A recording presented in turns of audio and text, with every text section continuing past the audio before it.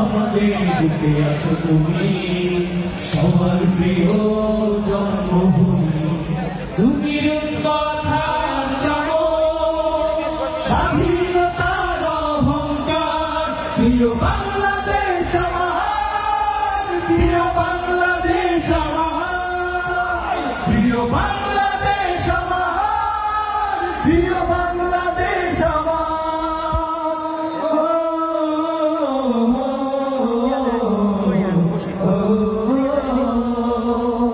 নতুন করে যদি আবার চোখ ফেলে কোনো হানাদার, 16 কোটি জনতার হাত অবিরাম